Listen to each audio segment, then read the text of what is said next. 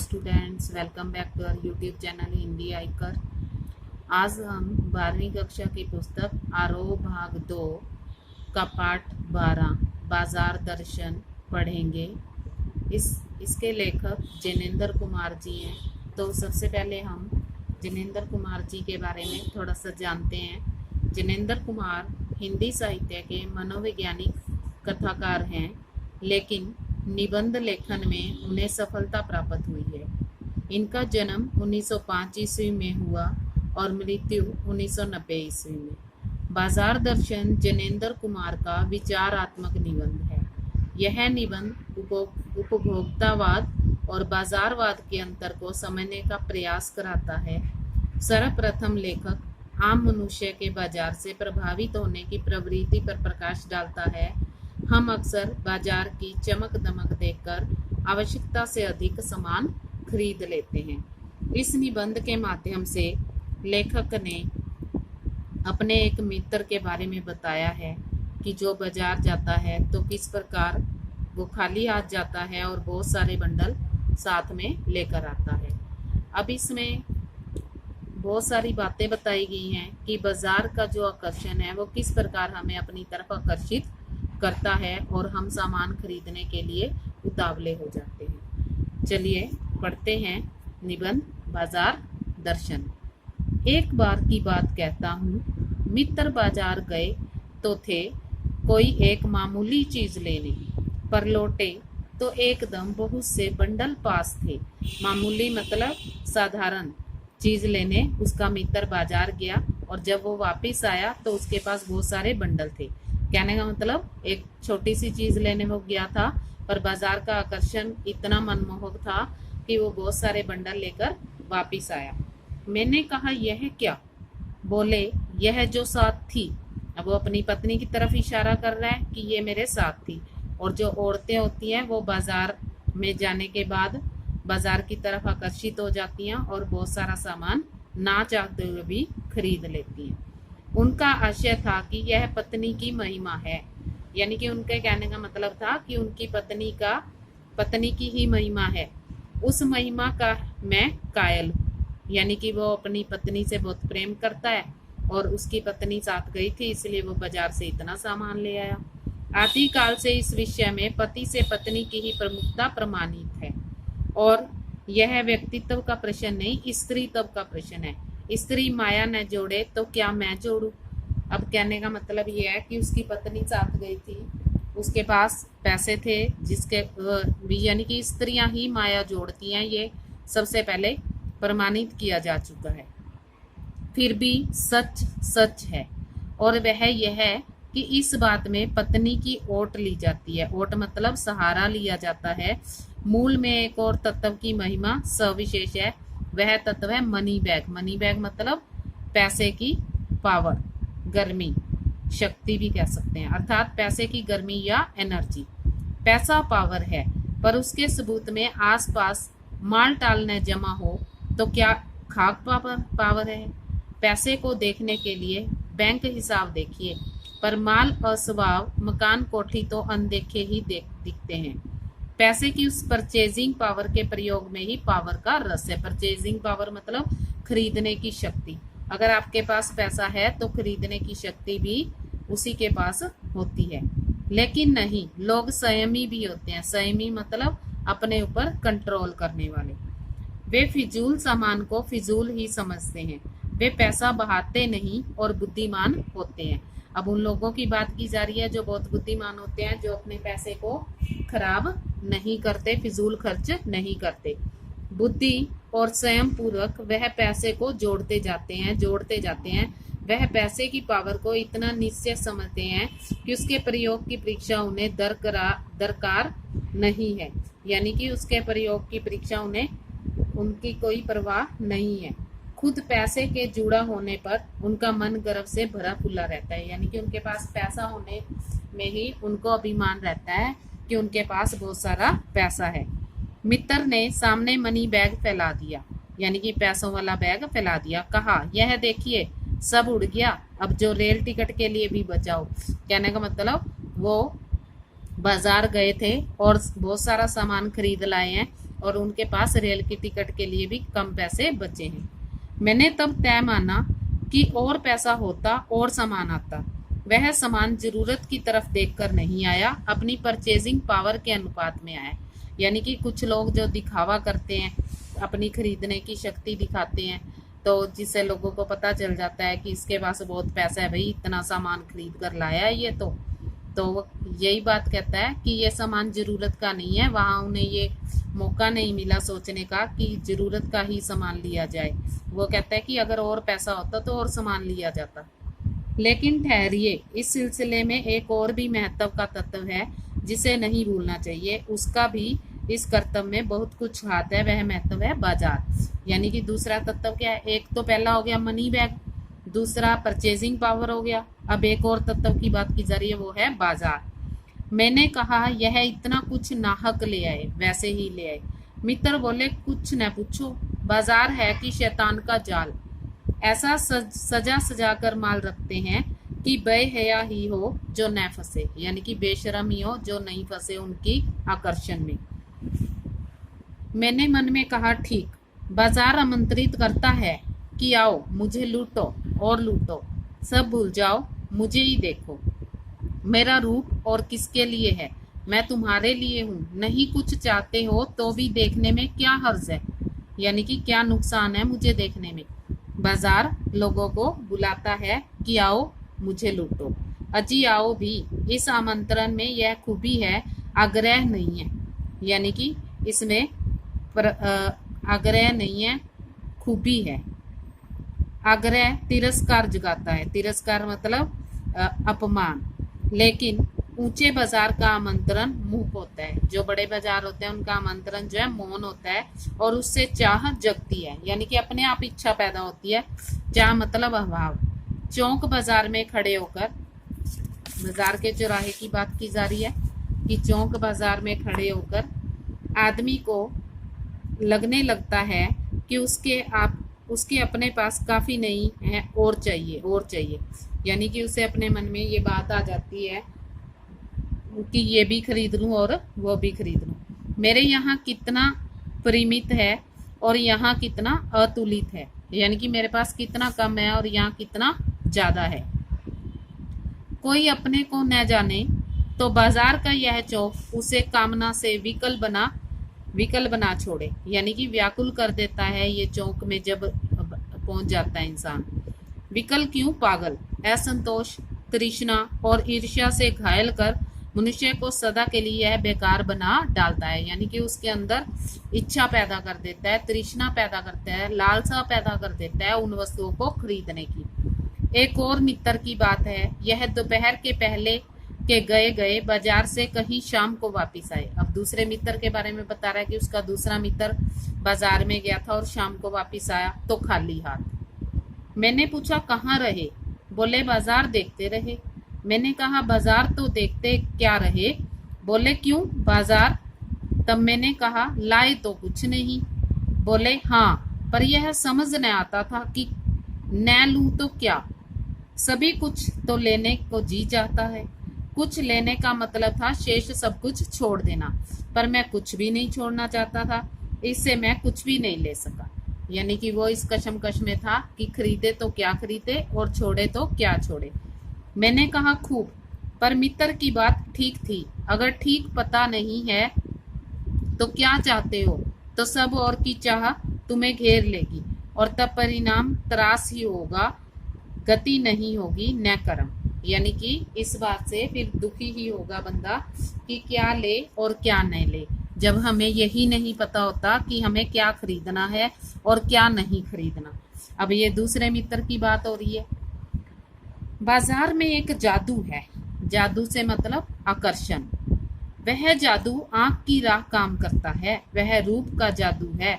पर जैसे चुंबक का जादू लोहे पर ही चलता है, वैसे ही इस बाजार की भी एक मर्यादा है।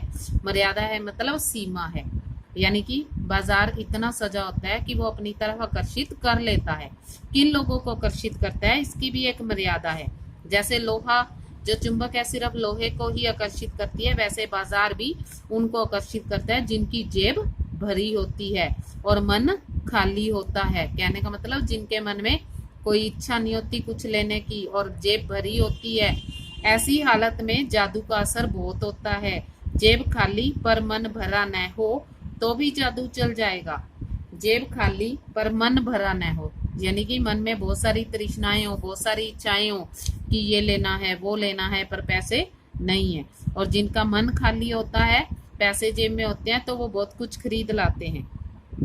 मन खाली है तो बाजार की अनेकानेक चीजों का निमंत्रण उस तक पहुंच जाएगा कि मुझे ले लो। कही हुई उस वक्त जेब भरी, तब तो फिर वह मन किसकी मानने वाला है। यानी कि मन किसी की बात कहाँ सुनता है। अगर आपकी जेब भरी है, आपका मन किसी वस्तु को लेने को कर रहा है, तो उसे हम रोक नहीं सकते। मालूम होता है यह भी लूं वह भी लूं। सभी सामान जरूरी और आराम को बढ़ाने वाला मालूम होता है। कब? जब जेब भरी होती है। पर यह सब जादू का असर है। जादू की सवारी उतरी कि पता चलता है कि फैंसी चीजों की बहुतायत आराम में मदद नहीं देती। यानी कि जब इस बाजार के जादू में हम फंसे होते हैं और हम बहुत सारी चीजें खरीद लेते हैं, उस समय हम जिस चीज की जरूरत नहीं होती उसको भी खरीद लेते हैं। वो हमें तब पता चलता है जब हम घर जाते हैं, जब बाजार सजा हुआ बाजार हमारी आंखों से दूर हो जाता है, तब हमें पता चलता है कि ये चीजें भी आराम देने में हमारी सहायता नहीं कर सकती, बल्कि खलल ही डालती हैं, बल्कि उसमें नुकसान ही करवाती हैं। थोड़ी देर को स्वाभिमान को जरूर सेक मिल जाता है, पर इससे अभिमान की गिल्टी की और खुराक भी मिलती है। और जकड़ रेशमी डोरी की हो तो रेशम के स्पर्श के मुलायम के कारण क्या वह कम जकड़ होगी। कहने का मतलब वो उसे ढीला कर देगी, और जो हमारा स्वाभिमान है वो अभिमान में बदल जाता है। और ये चीजें हमें बाद में समझ आती हैं। पर उस जादू की जकड़ से बचने का एक उपाय है। वह यह है कि बाजार जाओ तो मन खाली नहीं होना चाहिए। मन खाली हो तब बाजार मत जाओ।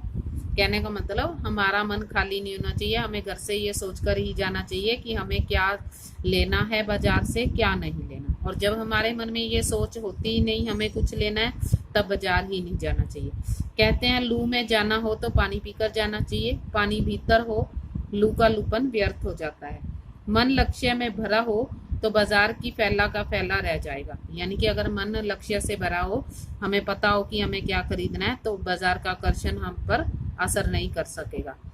तब वह घाव बिल्कुल नहीं दे सकेगा, बल्कि कुछ आनंद ही देगा। तब बाजार तुमसे कृतार्थ होगा। कृतार्थ होगा मतलब अनुग्रहित होगा, क्योंकि तुम कुछ न कुछ सच्चा लाभ उसे दोगे। बाजार की असली कृतार्था है आवश्यकता के समय काम आना। यानी कि हमें जिस चीज की जरूरत है हमें वही लेने जाना चाहिए। अगर हमें ये नहीं पता कि हमें क्या खरीदना है, तब हमें बाजार नहीं जाना चाहिए। यहाँ एक अंतर चिन्ह लेना बहुत जरूरी है। मन खाली नहीं रहना चाहिए। इसका मतलब यह नहीं है कि वह मन बंद रहना चाहिए। जो बंद हो जाएगा वह तो शून्य ही हो जाएगा, यानी कि उस मन में तो कुछ विचार ही नहीं रहेंगे जो बंद हो जाएगा। और शून्य होने का अधिकार बस परमात्मा का ही है, जो सनातन भाव से पूर्ण है। शेष सभी अपूर्ण है, यानी कि बाकी सबकी कुछ ना कुछ इच्छाएं अवश्य रहती हैं। एक परमात्मा ही है जिसका मन शून्य रहता है। इससे मन बंद नहीं रह सकता। सभी इच्छाओं का विरोध कर लोग, यह झूठ है। और अगर इच्छा निरोध का ऐसा ही नकारात्मक अर्थ हो तो वह तप झूठ है। वैसे तप की राह रेगिस्तान को जाती होगी, मोक्ष की राह वह नहीं है। कहने का मतलब तपस्या करने वाले का मन भी बंद नहीं होता। वो रेगिस्तान को तो जा सकता है पर मुक्ति नहीं प्राप्त कर सकता। ठाठ देकर मन को बंद कर रखना जड़ता है। लोभ का यह जीतना नहीं है, यह जहाँ लोभ होता है यानी मन में वहां नकार हो, यह तो लोभ की ही जीत है और आदमी की हार। आंख अपनी फोड़ डाली तब लोभनीय के दर्शन से बचे तो क्या हुआ, यानी कि नुकसान तो अपना ही हुआ ना। अगर हम अपनी आंख को फोड़ डालेंगे और हमें यूं लगेगा कि हम लालच नहीं कर रहे हैं, ऐसा क्या लोभ मिट जाएगा?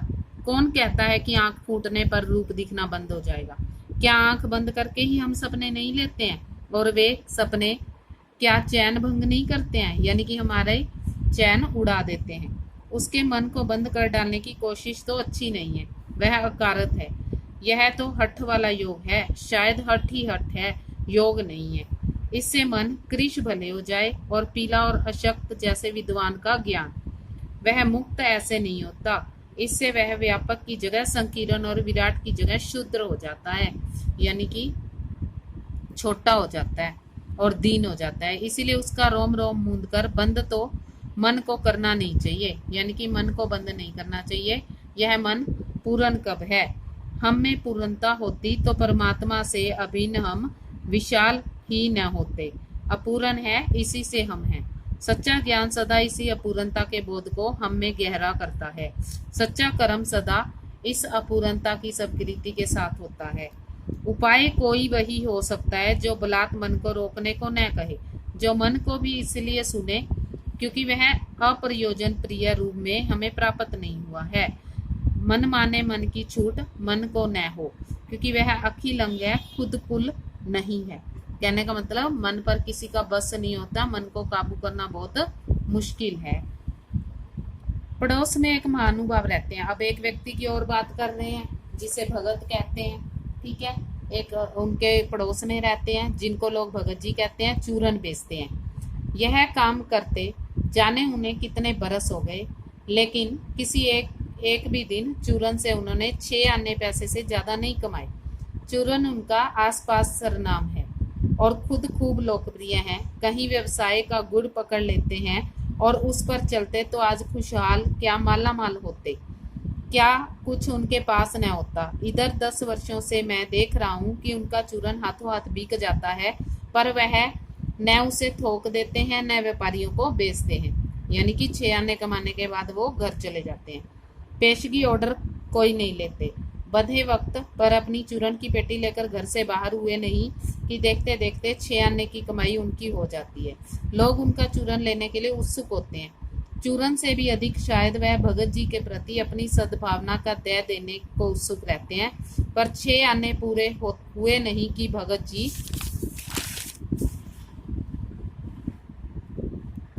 बाकी चूरन बालकों को मुफ्त बांट देते हैं। कभी ऐसा नहीं हुआ कि उन्हें 25वां पैसा भी दे सके। कभी चूरन में लापरवाही नहीं हुई है और कभी रोग होता भी मैंने उन्हें नहीं देखा। कहने का मतलब कभी वो ज्यादा पैसे नहीं कमाते, 6 आने कमा कर ही वो घर चले जाते हैं। और तो नहीं, लेकिन इतना मुझे निश्चय मालूम हुआ कि इस चूरन वाले भगत जी पर बाजार का जादू भी नहीं चल सकता। बाजार के जादू की तरफ वो आकर्षित नहीं होते। कहीं आप भूल न कर बैठिएगा। इन पंक्तियों को लिखने वाला मैं चूरन नहीं बेचता हूँ, जी नहीं, ऐसी हल्की बात भी न सोचिएगा।